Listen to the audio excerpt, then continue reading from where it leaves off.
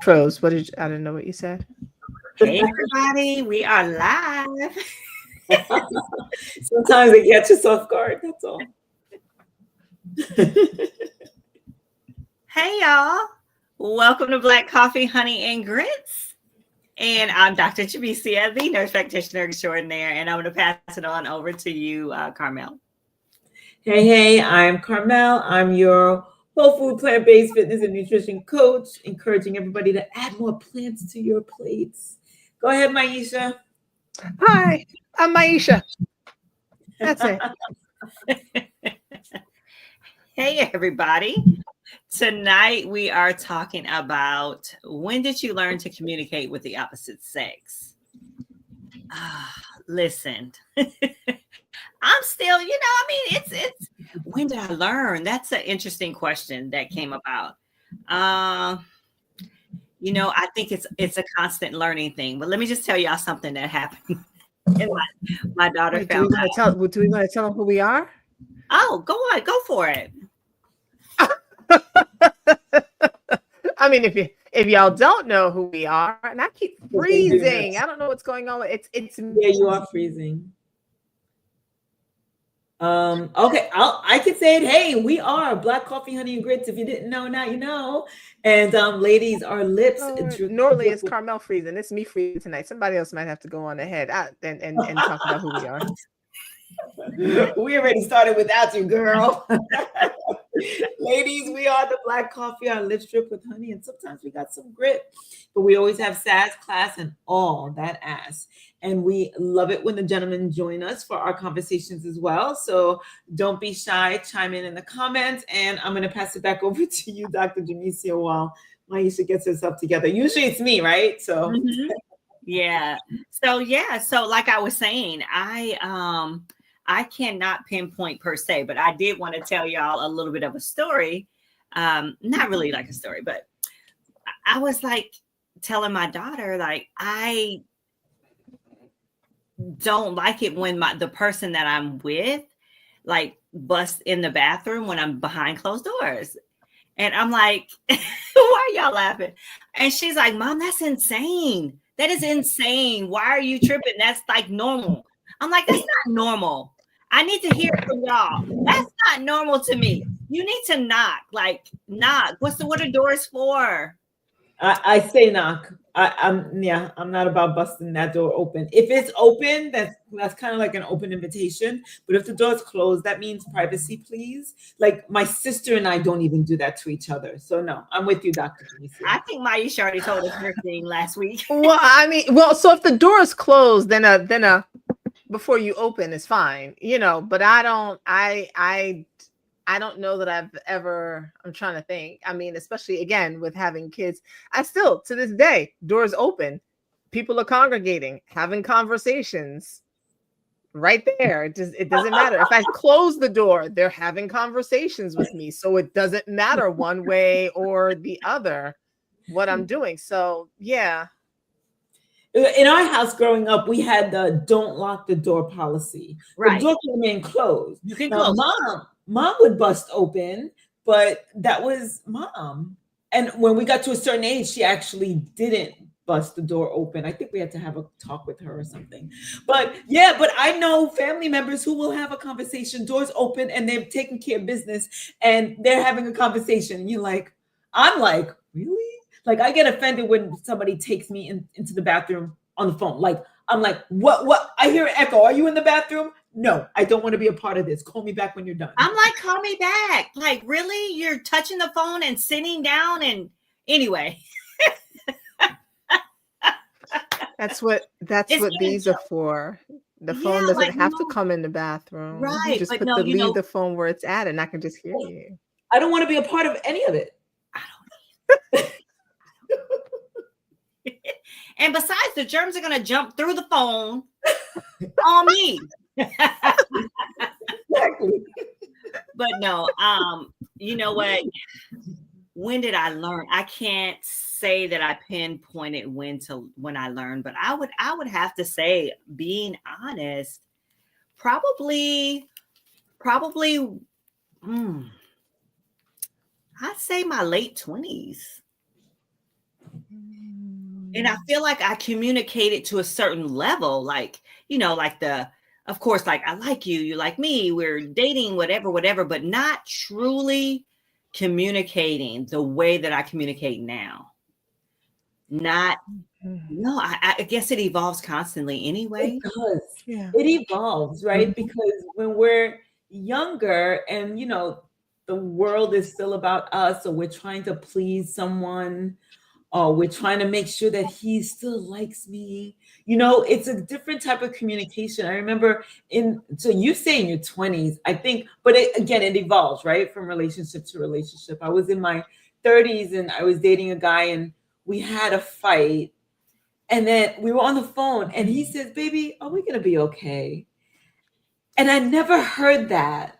And I was just like, we're fine, And I think that was the first time I heard a man, again, I was in my 30s, be so, I don't want to say vulnerable, but ask a question like that. Like I was the one who was upset. He was like, baby, are we going to be okay? And it was just so sweet. And it was the first time I remember communication, and not like you've seen those reels when they're mad but they still love you, and it's kind of like you want to go in the bedroom. It wasn't like that. It was like, can we talk about this a second? We're gonna be okay. Let's talk about this. So that's one of the first things that popped into my head when you asked that question. Aisha's thinking. I was thinking, I don't know. I don't know. So on what level, right? So as far as communicating sexually, I don't know when I didn't know that.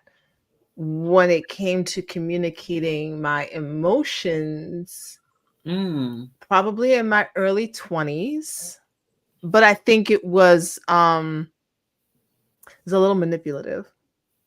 When it came to arguing and like expressing myself without all the you did this and you did that and blaming and all that, mid-40s. Mid-40s is when I learned how to have conflict. I didn't know how to have conflict in a relationship. So mid-40s is when I learned how to not. I was a little bit of a I was one of the antagonists. Antagonist. No, there's this saying that women who have good pee are a little crazy. Oh. Yeah. So that was, I was the type that would like make a scene. Yeah. So I learned how to be a little bit better in my mid-40s. Okay. It is an evolving thing. While Maisha was recent, y'all. The last, okay, I'll tell this. I'll tell this story and I'll pass it up.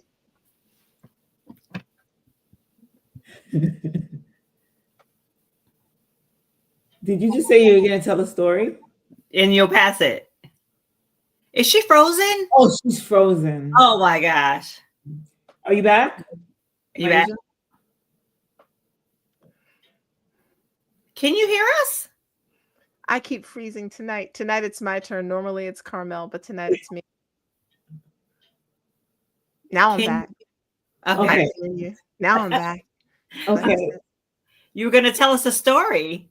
Oh, I wasn't, and that froze. I was like, I'll just let them carry on. They probably can't hear me anyway. Okay, so really quickly, when I realized that there really was an issue, was a fight that I had with a dude that I was seeing, but he was married, so I really wasn't supposed to be seeing him anyway. Anyway, he had gone off to see a friend of his, and he had left me where I was at, and I didn't realize he was going to be gone that long, and he was gone for hours. And when he came in, and he was like, "Hey, how's it going?" I was sitting there. You know how you get when you're mad and you're fuming, and the fumes are, and everything is building. So when he got back and he was like, "Hey, how are you?" I was like, "You left me here. I can't believe you did that to me." And he was like, "What the hell is going on?" Man, I went off. It was so bad. Like, it wasn't physical, but he was like, "I'm going to call the cops." I was like, "You call them." And I ran into another bedroom, threw myself on the bed all dramatic like, and cried. It was terrible. That was when I was around 45, 46. Oh wow. Okay. All right. Yeah. Yeah, when y'all see me now, trust me, there's a lot of work that was It's a lot done. of work. Yeah. Yeah. And it's necessary and it's part of the evolution, right?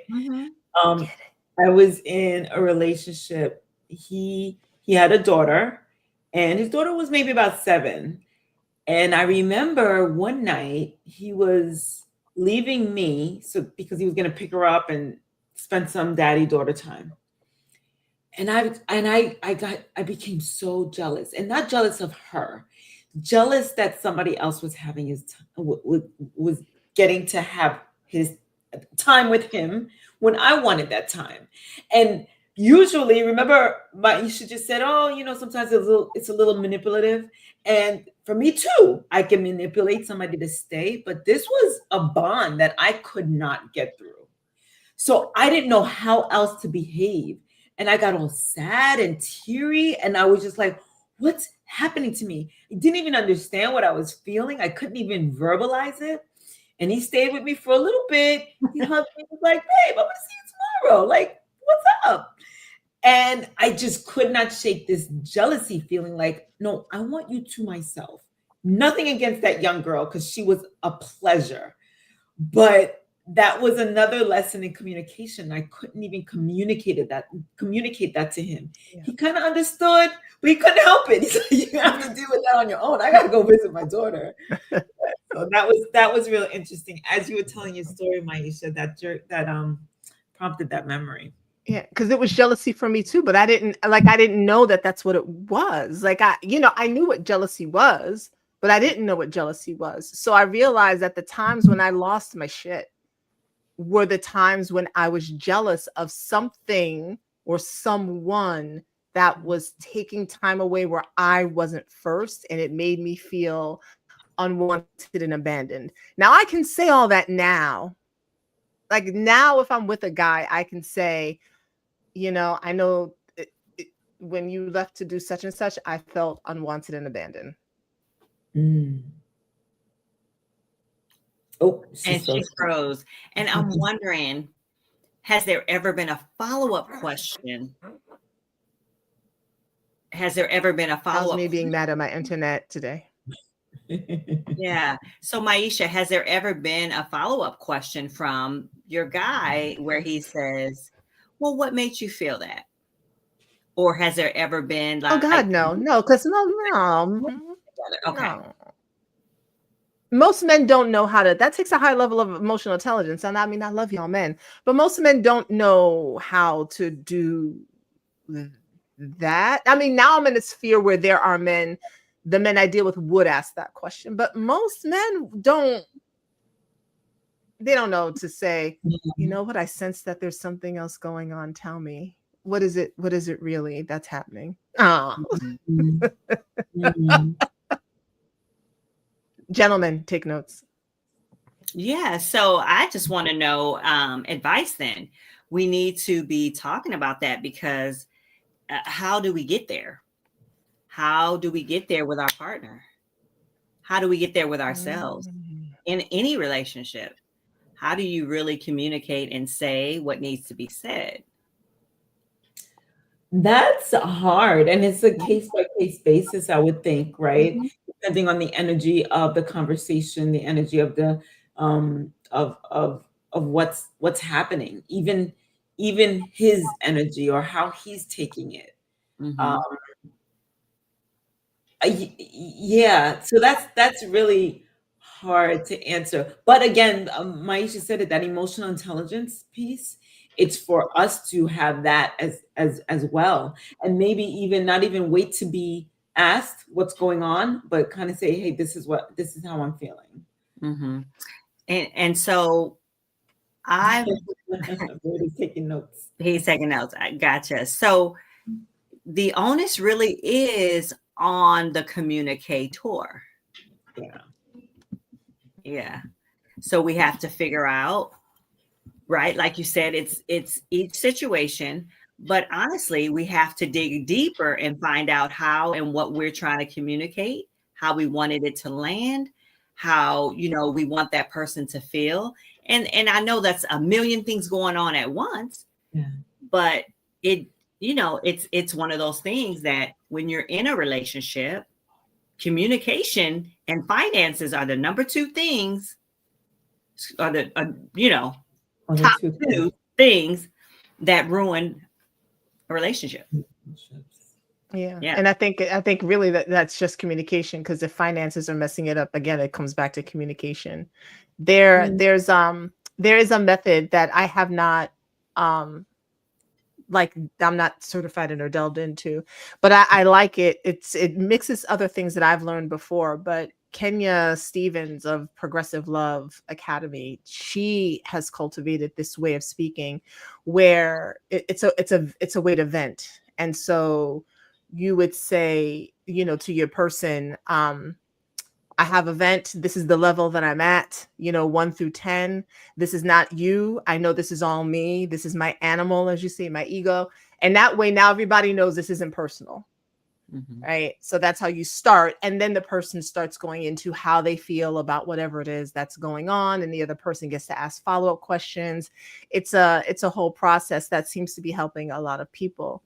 It was when I was listening to Carmel say, like, under what circumstances at this point, I am verbal vomit diarrhea. It's whatever's going on, I'm going to say something,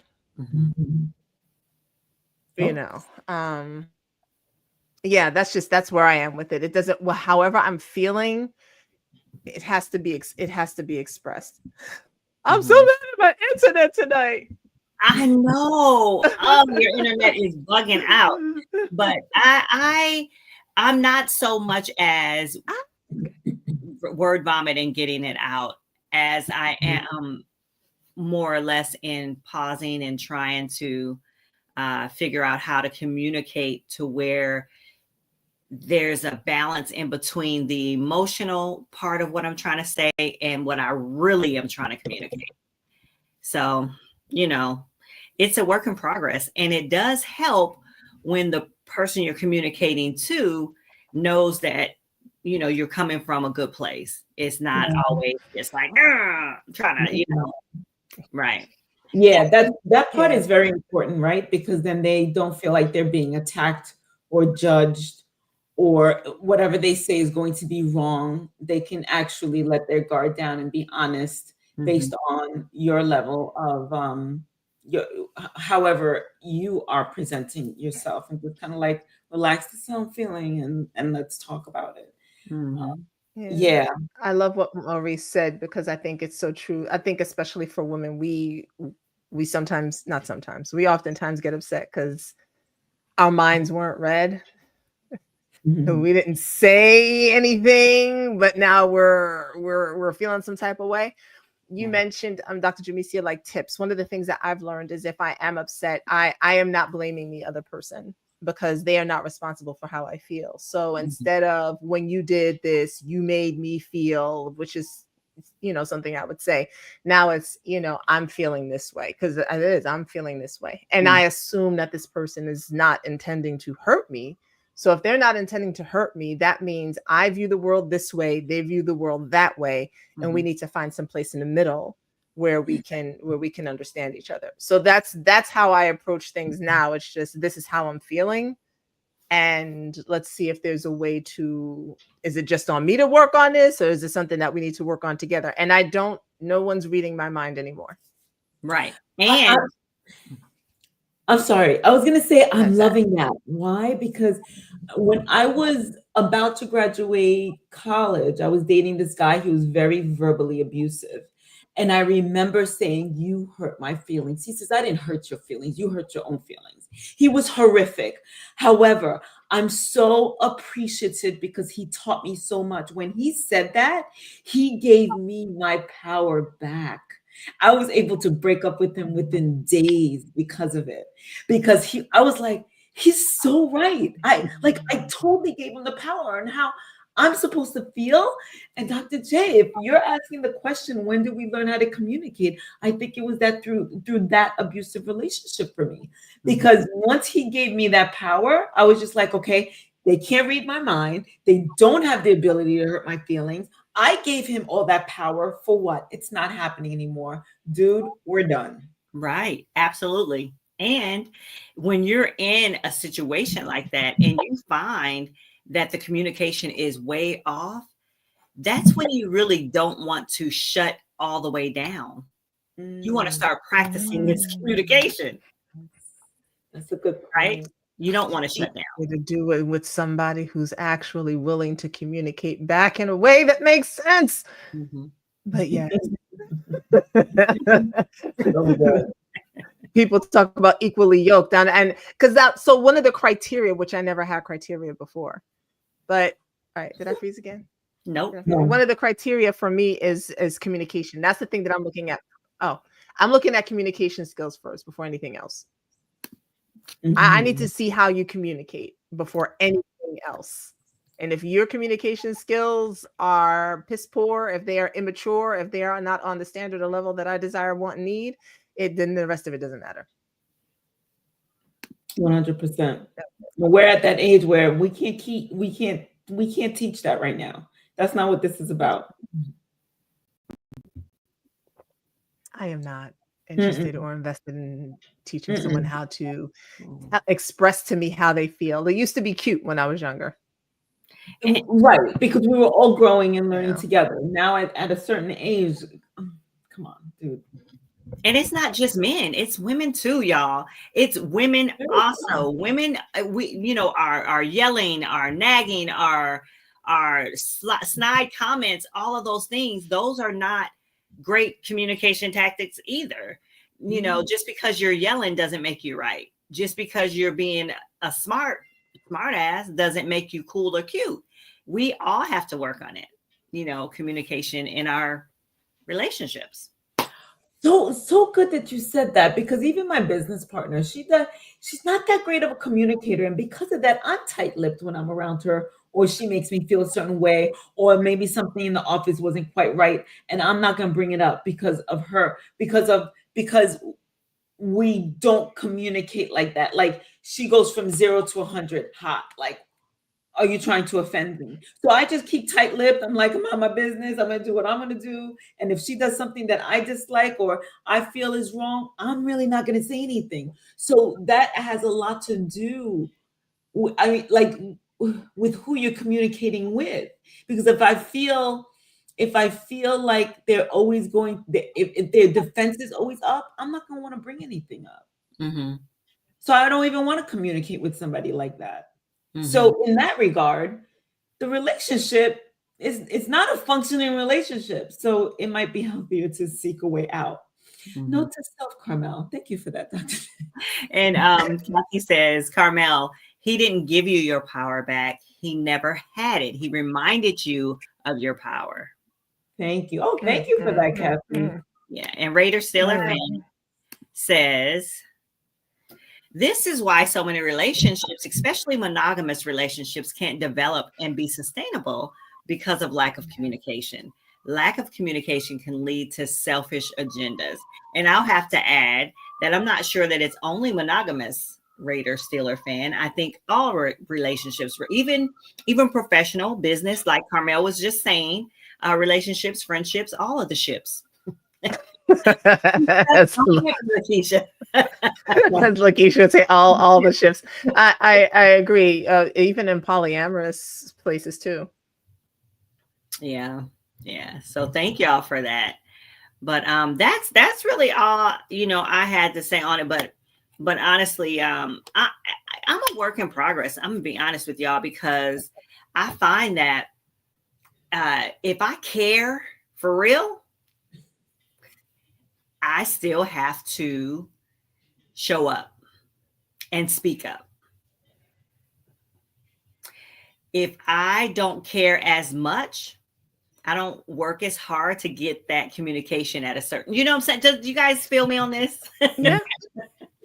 So, it's always a work in progress. And I think depending on the weight that I put on it, is how much I'm going to work on it. And I think once you get that level of good communication, it's gravy after that. It's great. I agree. And I'm actually in a great relationship now, but we still have to work on our communication. I mean, we communicate well, but there's still that we still have those moments. We still have those moments. I read once that it's like when a couple is together for about 15 years, they know how to. Okay. They're finally in sync. Okay. Wow. Takes that long, huh? 15 to 20 years. Yeah, they get. Yeah. Yeah.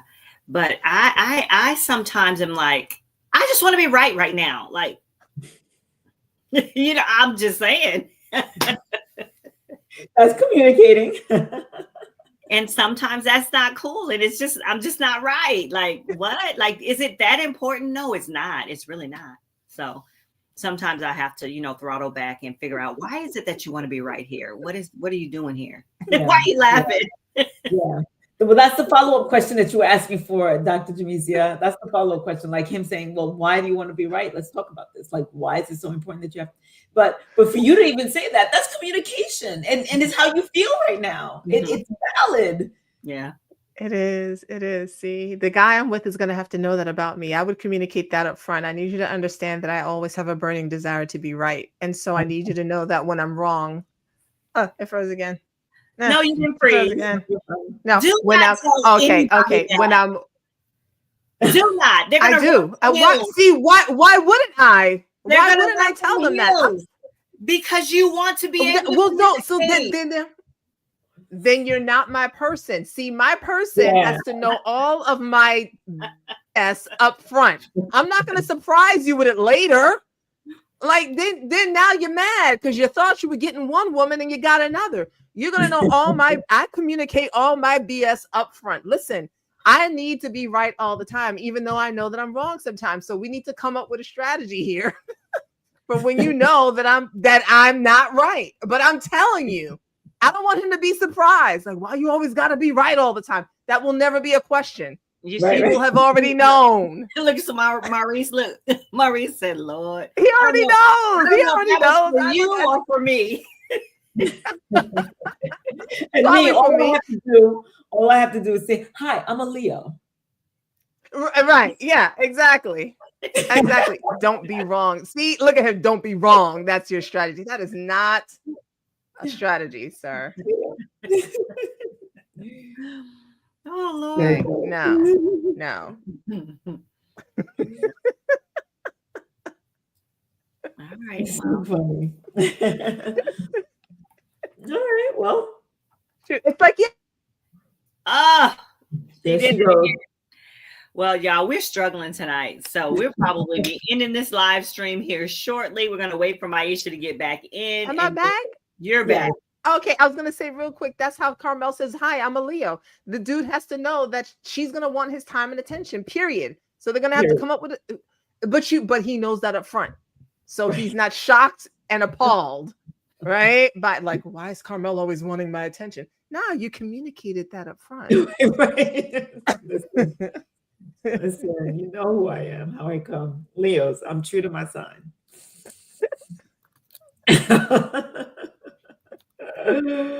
Good stuff. All right. I'm good. Dr. J, you good? I'm good. She's over there probably responding to something over there. Hi, I'm a Leo, Cancer, and Virgo. Yes, can you imagine a Leo, Cancer, and a Virgo walk into a bar? Someone who's emotional, someone needs all of the attention, and someone who always has to be right. The know-it-all who has to be right. The know-it-all, yes. But here is growth. I can now admit when I'm wrong. You would have never caught me doing that in my younger years. I would have taken my rightness to the grave. Right, by yourself, mind you. But anyway.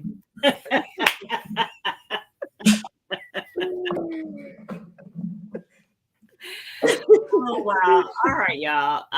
Listen, when did you learn to communicate with opposite sex? That we were just, so just a fun conversation, a fun topic tonight. But, as we said, y'all, ladies, we're ladies, gents, who's ever out there listening, we really need to work on it, guys. And it's really for us.